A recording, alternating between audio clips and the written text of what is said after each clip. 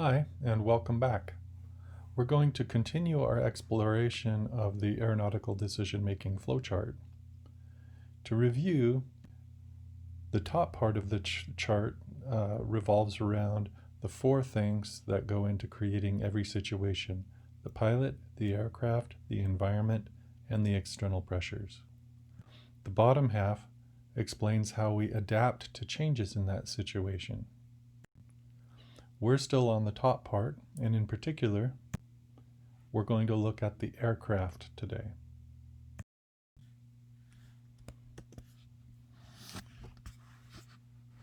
Our assessment of the aircraft as it applies to our situation starts with deciding whether we're choosing the right aircraft for the job.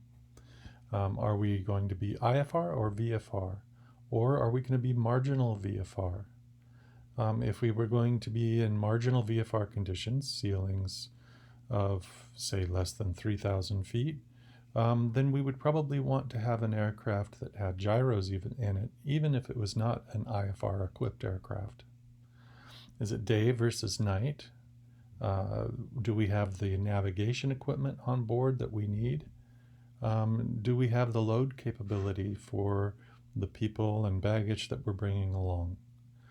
Do we have an aircraft that can easily get to the altitudes that we need in order to maintain the MEAs or clear all the terrain along the way and provide us gliding distance in case something happens? Is it going to fit comfortably into the airport that we arrive at? And then finally, does it have the fuel capacity to make the flight plus a reserve? The pre-flight has to start with checking to make sure that the required inspections have been done. The annual and 100-hour inspections are supposed to make sure that the aircraft continues to conform to its original type certificate so that it will have the performance and airworthiness that you should expect from that type of aircraft. It will also include any supplemental type certificates that have been installed. The pedostatic check needs to be done if you've got a Mode C transponder or are going IFR. And if you're going IFR, you also need to have the VOR signed off within the past 30 days to make sure that it's accurate. As you look at the discrepancies, look for both open and resolved discrepancies. Open discrepancies are a potential FAR violation if you take off with one. Even if a discrepancy has been resolved by the mechanic, you need to look at it for situational awareness. A number of resolved discrepancies can sometimes mean you have an aircraft that have a lot of little problems that can add up to being a handful. You need to know your minimum equipment list, or MEL. An MEL is a list of pieces of equipment that can be malfunctioning or broken, and still you can fly the aircraft. Most small aircraft do not have an MEL though, and so you need to know how FAR 91.213D applies. Is the required paperwork on board? Again, the paperwork represents the airworthiness of your aircraft. And then finally we get to the actual physical pre-flight.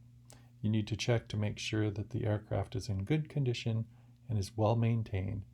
You need to know what each leak is, what each stain is, and verify all the equipment is working or address why it's not required. You have to be careful not to fall into the trap of normalization of deviance. There is a video in content called Normalization of Deviance. It's important that you watch that video and understand what that phrase means. Pre-takeoff, you're still checking the aircraft to make sure that it is airworthy and ready to go. We check our gyros as we taxi to make sure they're working. We check the control movements in trim to make sure that they are free and going in the right direction. The NTSB has an emphasis program in effect for making sure that Private pilots in particular, general aviation pilots, know which direction the trim tabs are supposed to move and check them on each pre-flight. There have been a number of incidents revolving around this. Do a thorough run-up and know what your limits are and stick to them. It's awfully tempting if you have a rough running engine when you do the magneto check to go flying anyway, and you have to guard against that and stick to your limits.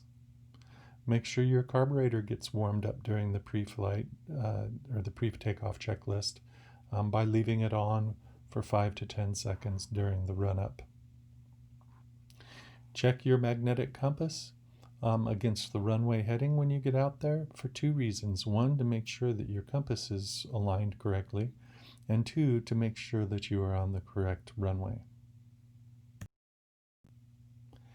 In flight, you have to continue to monitor systems, and that means looking at the gauges.